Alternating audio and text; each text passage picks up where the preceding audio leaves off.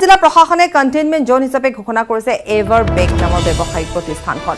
যোৰহাট নগৰৰ জনপ্ৰিয় মিঠাই দোকান তথা ৰেষ্টুৰেণ্ট এভাৰবেকৰ স্বত্বাধিকাৰী তথা তেওঁৰ পৰিয়ালৰ শৰীৰত পোৱা গৈছে COVID-19 সংক্ৰমণ।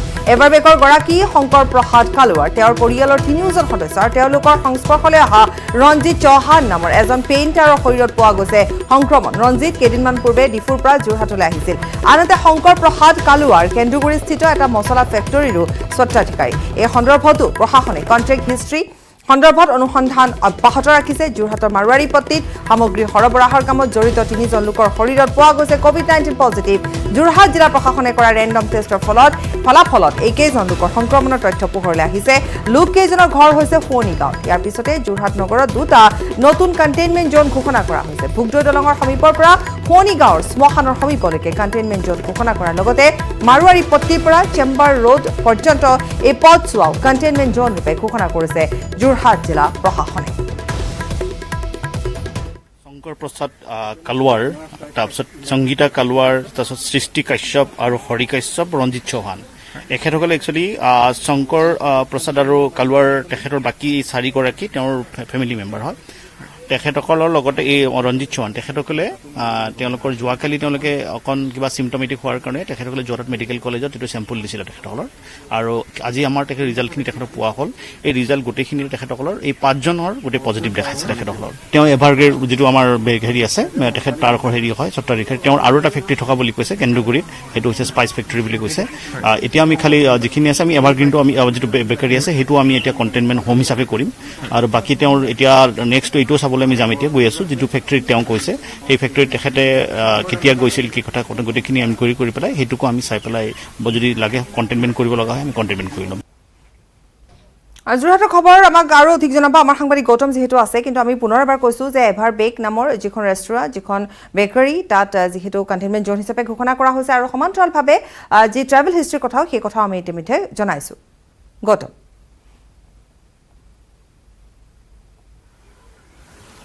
হয় পাপৰি, বৰ্তমান যোৰহাটত এই কথাই চৰ্চা হৈছে যে এভাৰবেক নামৰ মোৰ কাষতে থকা যিখন বেকাৰী তথা যি মিঠাইৰ দোকান তাৰ পৰা কোনে কোনে মিঠাই ক্ৰয় কৰিছিলে বা তাত কোনে কোনে খাইছিলে বিগত কেইদিনত, কিয়নো এভাৰবেকৰ স্বত্বাধিকাৰীৰ পৰিয়ালৰ শৰীৰত COVID-19 পজিটিভ পোৱা গৈছে আৰু তেওঁলোকৰ কোনো ট্ৰেভেল হিষ্ট্ৰী নাছিলে। ৰঞ্জিত চৌহান নামৰ এগৰাকী কৰ্মচাৰী তেওঁ ডিফুৰ পৰা আহিছিলে আৰু ডিফুৰ পৰা অহাৰ পিছত যি এভাৰবেকৰ স্বত্বাধিকাৰী তেওঁলোকৰ সংস্পৰ্শলৈ আহিছিলে আৰু বৰ্তমান 5জন লোকে শৰীৰতে COVID-19 সংক্ৰমণ পোৱা গৈছে আৰু তেওঁলোকৰ ইতিমধ্যে যোৰহাট JMCHৰ যি COVID-19 হস্পিটেল তালৈ লৈ যোৱা হৈছে। আৰু যোৰহাট জিলা প্ৰশাসনে তেওঁলোকৰ যিটো বাসগৃহ আছিলে পুৰণা গায়নগাঁও স্থিত সেই বাসগৃহটো ইতিমধ্যে কণ্টেইনমেণ্ট হোম ৰূপে ঘোষণা কৰিছে। আৰু তাৰ লগতে মোৰ কাষতে থকা যি এভাৰবেক যিখন ব্যৱসায় প্ৰতিষ্ঠান সেই ব্যৱসায় প্ৰতিষ্ঠানখন কণ্টেইনমেণ্ট হোম ৰূপে ঘোষণা কৰি বৰ্তমান বন্ধ ৰাখিছে যোৰহাট জিলা প্ৰশাসনে। আৰু বৰ্তমান তেওঁলোকে কণ্টেক্ট হিষ্ট্ৰীসমূহ চাব, অৰ্থাৎ এভাৰবেকৰ যিগৰাকী স্বত্বাধিকাৰী সেই ব্যক্তিজন ইয়াৰ যিসকল কৰ্মচাৰী আছে ছেলছমেন আছে তেওঁলোকৰ সৈতে সংস্পৰ্শলৈ আহিছিল নেকি বিগত কেইদিনত, তাৰ লগতে যিগৰাকী ৰঞ্জিত চৌহান নামৰ যিজন ব্যক্তি সেই ব্যক্তিজনৰ সৈতে কিবা সংস্পৰ্শলৈ আহিছিল নেকি। কেৱল এই এভাৰবেকে নহয়, কেন্দুগুৰিস্থিত এটা মছলা ফেক্টৰীৰ স্বত্বাধিকাৰী হৈছে এভাৰবেকৰ স্বত্বাধিকাৰীজন। গতিকে উক্ত যিটো ফেক্টৰী মছলা ফেক্টৰী তাতো যোৰহাট জিলা প্ৰশাসনে ইতিমধ্যে কণ্টেইনমেণ্ট হোম হিচাপে সেই বিল্ডিংটো ইতিমধ্যে ঘোষণা কৰিছে আৰু বন্ধ কৰি দিছে উক্ত মছলা ফেক্টৰীটো।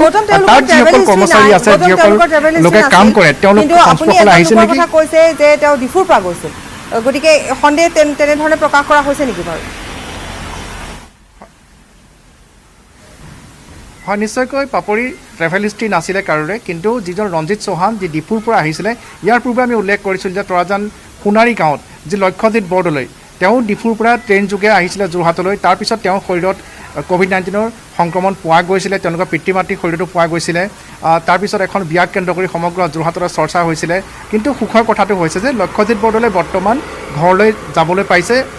যোৰহাট যি COVID-19 হস্পিটেলৰ পৰা তেওঁ বৰ্তমান সংক্ৰমণ মুক্ত হৈছে। আৰু তাতোতকৈ ডাঙৰ কথা যে যিখন বিয়াক লৈ চৰ্চা হৈছিলে সেই বিয়ালৈ যোৱা যি 221গৰাকী লোকক যি কোৱাৰেণ্টাইন কৰা হৈছিলে তেওঁলোকৰ নিগেটিভ পোৱা গৈছে। আৰু তাৰ লগতে যোৰহাটৰ অতিৰিক্ত দুটা স্থানত বৰ্তমান কণ্টেইনমেণ্ট জন হিচাপে ঘোষণা কৰা হৈছে। আৰু 3গৰাকী লোক যাৰ কোনো কণ্টেক্ট যাৰ কোনো ট্ৰেভেল হিষ্ট্ৰী নাছিলে, তেওঁলোক শ্ৰমিক হিচাপে কাম কৰি আছিলে মাৰোৱাৰী পট্টিত, তেওঁলোকৰ শৰীৰতো COVID-19 পজিটিভ আজিৰ দিনটোত পোৱা গৈছে।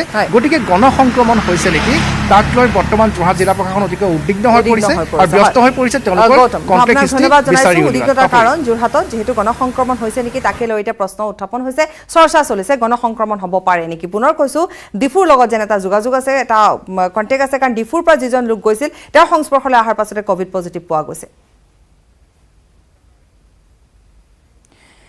ব্ৰেকিং নিউজ, মহানগৰীৰ লিটল ফ্লাৱাৰ স্কুলত যুৱতীৰ মৃতদেহ উদ্ধাৰ হৈছে। লিটল ফ্লাৱাৰ স্কুলৰ পিছফালে উদ্ধাৰ হৈছে মৃতদেহটো। স্কুলখনৰ পিছফালৰ এটা পুখুৰীত উদ্ধাৰ হৈছে মৃতদেহটো। মৃত যুৱতীগৰাকীৰ নাম হৈছে ৰূপালী বসুমতাৰী। পুনৰ এবাৰ জনাইছোঁ, মহানগৰীৰ লিটল ফ্লাৱাৰ স্কুলত এগৰাকী যুৱতীৰ মৃতদেহ উদ্ধাৰ হৈছে আৰু লিটল ফ্লাৱাৰ স্কুলৰ চতুৰ্থ বৰ্গৰ কৰ্মচাৰী বুলি জানিব পৰা গৈছে। তেওঁ যি মৃতদেহ উদ্ধাৰ হৈছে, কিন্তু কেনেধৰণে মৃত্যু হ'ল সেয়া এই পৰ্যন্ত স্পষ্ট হোৱা নাই। বিদ্যালয়খনৰ পিছফালৰ এটা পুখুৰীত মৃতদেহটো উদ্ধাৰ হৈছে। মৃত যুৱতীগৰাকীৰ নাম হৈছে ৰূপালী বসুমতাৰী। যথেষ্ট চাঞ্চল্যৰ সৃষ্টি হৈছে এই ঘটনাৰ পাছতে। নিউজ 18ত এক্সক্লুচিভ কিছু দৃশ্যাংশ আৰু খবৰ আমি জনাই গৈছোঁ যে লিটল ফ্লাৱাৰ স্কুলত এই ঘটনা সংঘটিত হৈছে। লিটল ফ্লাৱাৰ স্কুলৰ পিছফালে এটা পুখুৰীত পৰি এগৰাকী যুৱতীৰ মৃত্যু হৈছে। যুৱতীগৰাকীৰ মৃতদেহ ইতিমধ্যে উদ্ধাৰ কৰিছে। প্ৰশাসনৰ লোক পোৱাৰ ভাগতে উপস্থিত হৈ যুৱতীগৰাকীৰ মৃতদেহ উদ্ধাৰ কৰিছে।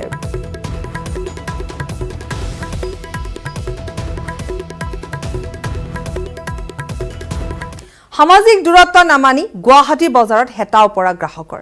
14 দিনৰ বাবে খাদ্য সামগ্ৰী মজুত কৰিবলৈ একাংশই ভৰিৰে মোহাৰিলে চৰকাৰ প্ৰশাসনৰ নিয়ম। লকডাউনৰ বাবে গণসংক্ৰমণৰ আশংকাকো যেন পাহৰি গ'ল একাংশ লোকে। আজি সন্ধিয়াৰ পৰা ঘৰ সোমাব লাগিব। সোমোৱা মানে পকেটটো লৈ সোমোৱা। ওলালেই বোলে ৰঙা চকুৱাই দেখুৱাব সৌকাৰ ভয়।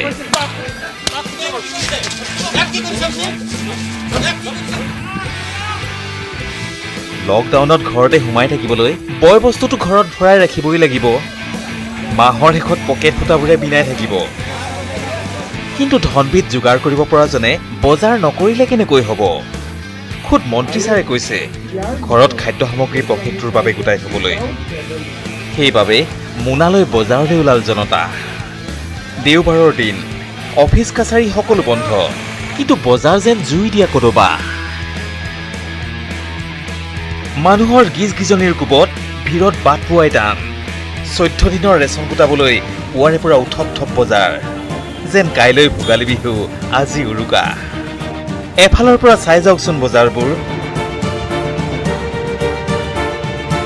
শনিবাৰে মহানগৰীৰ বজাৰত আলু পিঁয়াজ পাবলৈ নোহোৱা হ'ল।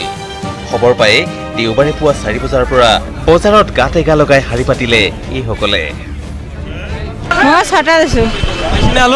পোৱা নাই, লাইনত হেৰি নহয়। এই লকডাউনৰ সুযোগ লৈ ব্যৱসায়ীখিনিয়ে দ্বিগুণ দাম কৰিছে। আলুৰ দাম, পিঁয়াজৰ দাম, চব্জিৰ দাম 2 গুণ 3 গুণ কৰি দিছে সুযোগ লৈ। কিন্তু বহুতৰ আলু আগৰে ষ্টক আছিল, তথাপি দাম বঢ়াইছে। এয়া মহানগৰীৰ লখৰাৰ কেন্দ্ৰীয় কাৰাগাৰৰ সন্মুখৰ বজাৰ।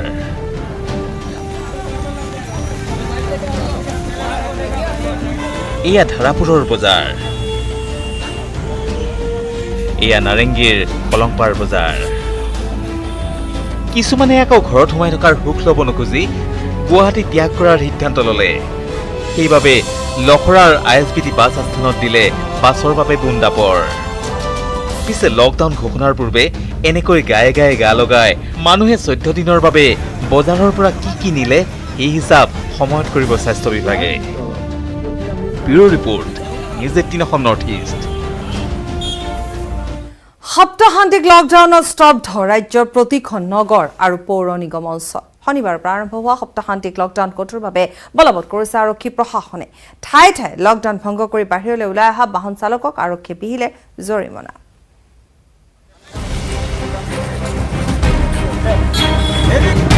ৰাজ্যজুৰি নগৰ চহৰ পৌৰ নিগম অঞ্চলত সপ্তাহান্তিক লকডাউন। দুদিনৰ বাবে স্তব্ধ হৈ পৰিছে নগৰ চহৰ। প্ৰশাসনৰ নিৰ্দেশ অনুযায়ী দুদিনীয়া লকডাউন মানিছে ৰাজ্যৰ ভিন্ন প্ৰান্তৰ নগৰ চহৰৰ বাসিন্দাসকলে। লকডাউন কটকটীয়া কৰিবলৈ ধেমাজি চহৰত আৰক্ষী অৰ্ধসামৰিক বাহিনীৰ পহৰা।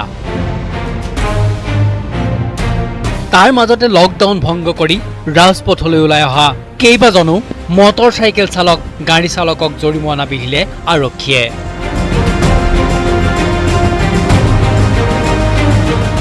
এই মুহূৰ্তত আমি উপস্থিত আছোঁ ধেমাজি নগৰৰ মাজমজিয়াত আৰু ধেমাজি নগৰৰ মাজমজিয়াত উপস্থিত আছোঁ। ধেমাজি নগৰৰ আমি এটা পৰিৱেশ দেখুৱাব চেষ্টা কৰিছোঁ, যিহেতু ইতিমধ্যে যিটো দোকান পোহাৰসমূহ যিহেতু বন্ধ আছে, সম্পূৰ্ণৰূপে বন্ধ আছে, কিন্তু দুই এজন যিহেতু লোকে যিটো আইন অমান্য কৰি এতিয়াও কিন্তু ধেমাজি ৰাজপথত ঘূৰি থকা পৰিলক্ষিত হৈছে।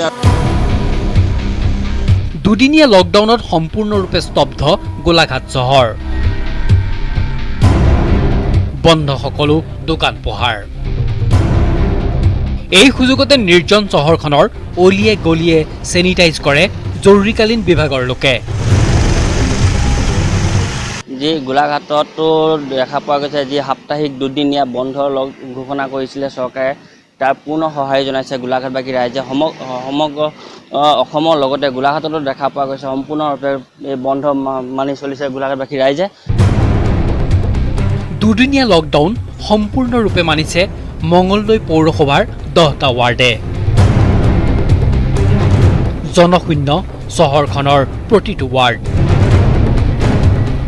ৰাজ্যত যদি শনিবাৰ ৰবিবাৰে লকডাউন ঘোষণা কৰিছিল চহৰসমূহ, সেই অনুযায়ী মংগলদৈ চহৰটো শনিবাৰে বন্ধৰ প্ৰভাৱ দেখিবলৈ পোৱা গৈছে। আৰু যিহেতু আজি ৰবিবাৰৰ দিনটোতো মংগলদৈ চহৰৰ যিসমূহ বিপণী আছে, বিপণীসমূহ বন্ধ হৈ আছে। দৰং জিলাৰ খাৰুপেটীয়া চিপাজাৰ পৌৰ এলেকাও দুদিনীয়া লকডাউনত স্তব্ধ প্ৰায়। সাপ্তাহান্তিক লকডাউনৰ দ্বিতীয় দিনাও কেৱল অত্যাৱশ্যকীয় সেৱাৰ বাহনসমূহৰ বাবে স্তব্ধ শিৱসাগৰ চহৰ। শিৱসাগৰ চহৰৰ বাসিন্দাসকলে শনিবাৰৰে পৰা নিজকে ঘৰত আবদ্ধ ৰাখি মানিছে চৰকাৰৰ নিৰ্দেশ। ৰাজ্য চৰকাৰে প্ৰতি সপ্তাহৰ শনি আৰু দেওবাৰে যি দুদিনীয়া লকডাউন ঘোষণা কৰিছিল, তাৰ প্ৰেক্ষিতত কালি শনিবাৰৰ দিনটোত সমগ্ৰ শিৱসাগৰ নগৰৰ 14টা ৱাৰ্ডত লকডাউন সম্পূৰ্ণ আছিল। জনসাধাৰণে এই লকডাউনৰ প্ৰতি পূৰ্ণ সঁহাৰি আগবঢ়াইছিল।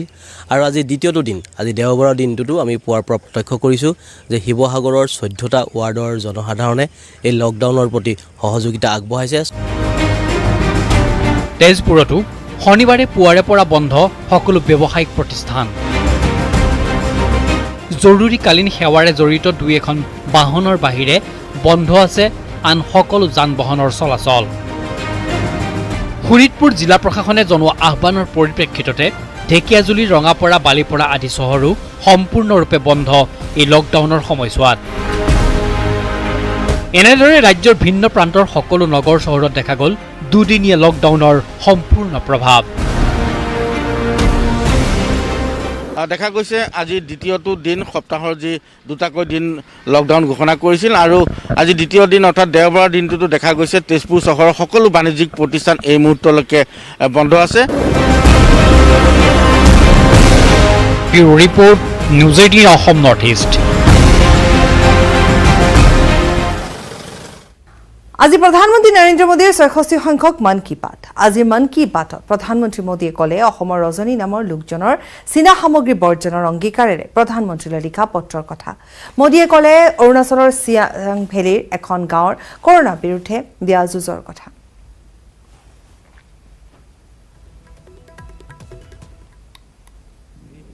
असम से रजनी जी ने लिखा है कि उन्होंने पूर्वी लद्दाख में जो कुछ हुआ वो देखने के बाद एक प्रण लिया है।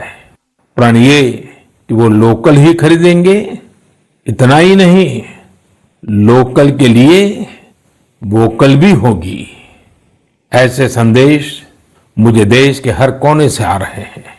अरुणाचल प्रदेश की एक ऐसी ही प्रेरक कहानी मुझे मीडिया में पढ़ने को मिली। यहां सियांग जिले के मिरेन गांव ने वो अनोखा कार्य कर दिखाया जो समूचे भारत के लिए एक मिसाल बन गया है। इस गांव के कई लोग बाहर रहकर नौकरी करते हैं। गांव वालों ने देखा कि कोरोना महामारी के समय ये सभी अपने गांव की ओर लौट रहे हैं। ऐसे में गांव वालों ने पहले से ही गांव के बाहर क्वारंटीन का इंतजाम करने का फैसला किया। उन्होंने आपस में मिलकर गांव से कुछ ही दूरी पर 14 अस्थायी झोपड़ियां बना दी और ये तय किया कि जब गांव वाले लौटकर आएंगे तो उन्हें इन्हीं झोपड़ियों में कुछ दिन क्वारंटीन में रखा जाएगा। उन झोपड़ियों में शौचालय, बिजली, पानी समेत दैनिक जरूरत की हर तरह की सुविधा उपलब्ध कराई गई।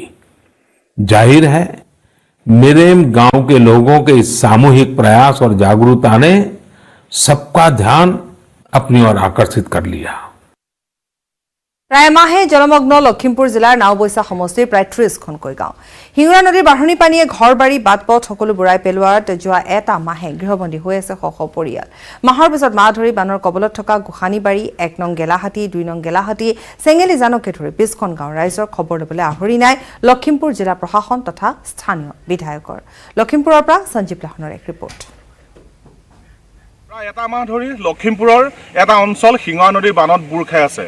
মই বৰ্তমান উপস্থিত আছো সেই অঞ্চলটোত আৰু মই আছো এটা ৰাজপথৰ ওপৰত। ৰাজপথত আজিকালি এই অঞ্চলটোত গাড়ী যান বাহন ইত্যাদি নচলে, চলে নাও চলাই এই অঞ্চলৰ ৰাইজে যাতায়াত কৰিব লগা হয়। নাৱৰ বিকল্প নাই। অন্য দিনা এই পথটোৰ এইটো এটা গড় কাপ্তানি পথ আৰু গড় কাপ্তানি পথৰ ওপৰত এনেদৰে নাও চলোৱাৰ বিকল্প নাইকিয়া হৈছে অঞ্চলটোলৈ। মই পুনৰ উল্লেখ কৰিম প্ৰায় এটা মাহ ধৰি এই অঞ্চলটো বানৰ কবলত আছে আৰু হিঙৰা নদীৰ বানে বুৰাই ৰাখিছে অঞ্চলটোৰ 30খনতকৈ অধিক গাঁও। নাওবৈচা সমষ্টিৰ দৃশ্য এয়া। এই বছৰে নহয় প্ৰত্যেক বছৰে ইয়াৰ ৰাইজে এনেধৰণে হাৰাশাস্তিৰ সন্মুখীন হ'বলগীয়া হয়। বাৰিষা আহিলে তেওঁলোকলৈ এক নতুন প্ৰত্যাহ্বান আহে। মহিলা আহিছে কামৰ পৰা হয়তো উভতি আহিছে, তেখেতৰ লগত মই কথা পতাৰ যত্ন কৰিম। বাইদেউ আপোনালোকে ক'ৰ পৰা আহিলে? পথাৰৰ পৰা আহিলে। সদায় এনেকৈ পানীৰ মাজতে যাবলগীয়া হয়? কিমান দিন ধৰি বুৰ খাই আছে অঞ্চলটো? 2 মাহ মানে হৈছে। 2 মাহ মানে হৈছে। হয়, অকল কেৱল এই মহিলাগৰাকী নাই, কণ শিশু আছে। চাওক ট্ৰেইনত তেওঁলোকৰ এনেদৰে পানী ফালি যাতায়াত কৰিবলগীয়া হয়। এই অঞ্চলটোৰ প্ৰায় 30খনতকৈ অধিক গাঁও আছে আৰু অধিক গাঁও ৰাইজে এনেদৰে পানী ফালি যাতায়াত কৰিব লাগে সদায়। কিন্তু এইসকলৰ মৰ্ম বেদনা বুজোতা কোনো নাই। বাইদেউ আপোনালোকৰ ইয়াত প্ৰত্যেক বছৰে এনেকৈ পানী হয় নেকি? প্ৰত্যেক বছৰে হয়। কি নদীৰ পানী? হিঙৰা নদীৰ পানী। কোনোবা আহেনে নাহে আপোনালোকৰ খবৰ ল'বলৈ? জনপ্ৰতিনিধি হওক, MLA হওক বা কোনোবা তেনেকুৱা লখিমপুৰ জিলা প্ৰশাসনৰ ফালৰ পৰা কোনোবা আহে নে নাহে? নাহে, কোনেও নাহে। কেতিয়াবা তেনেকুৱা আহে, হ'লেও একো সুবিধা নিদিয়ে বাৰু। আহে আৰু বা যি নহওক আপোনালোকে খোৱা বোৱা ইত্যাদি ক'ৰ পৰা যোগাৰ কৰিছে? ঘৰত পানী হৈছে নেকি? ক'ত আছে আপোনালোক? কেনেকে আছে? আমি চাঙৰ ওপৰত আছো, যেনতেন মানে। চাঙৰ ওপৰত আছে। খোৱা বোৱা কি হৈছে? খোৱা বোৱা তেনেকুৱা অসুবিধা আছে, কেতিয়াবা চলিব পাই আছে, যেনে তেনে চলি আছে। হয়, এই অঞ্চলৰ মই পুনৰ ক'লো যে লখিমপুৰ জিলাৰ নাওবৈচা সমষ্টিৰ অন্তৰ্গত হিঙৰা নদীৰ বানত এই গোসানীবাৰী অঞ্চলটোৰ প্ৰায় 30খনতকৈ অধিক গাঁও এমাহ ধৰি বানে বুৰাই ৰাখিছে। মই স্থানীয় এজন যুৱক পাইছোঁ, কথা পতাৰ যত্ন কৰিম। কেইখন গাঁও আপোনালোকৰ বুৰ খাই আছে কিমান দিন ধৰি? আমাৰ ইয়াত প্ৰায় 30খনতকৈ অধিক গাঁও আমাৰ আজি এমাহ ধৰি মানে পানীৰ তলত আছে। কিন্তু এটা দুৰ্ভাগ্যৰ বিষয়, এই স্পৰ্শকাতৰ বিষয়টো আজি প্ৰায় 15-20 বছৰ হৈ গ'ল। আজিলৈকে কোনো এখন চৰকাৰে ইয়াৰ এটা সমস্যা সমাধান নকৰিলে, যাৰ ফলত আমাৰ এই অঞ্চলটোৰ দৰিদ্ৰ কৃষকসকলক দিনক দিনে দৰিদ্ৰতা দিশলৈ গতি কৰিছে। আৰু মানে কি সাংসদ হওক, কি MLA হওক, কোনেও এই অঞ্চলটোৰ এই বান সমস্যাটো সমাধানৰ ক্ষেত্ৰত তেওঁলোকে কোনো গুৰুত্ব প্ৰদান নকৰিলে। খেতি-বাতি ইত্যাদি মানুহে খেতি-বাতি নাই। এতিয়া যিখিনি আমাৰ ইয়াত বানপানী। ইয়াৰে সৈতে চিটি 18ৰ পৰা বিদায় লৈছো। নমস্কাৰ।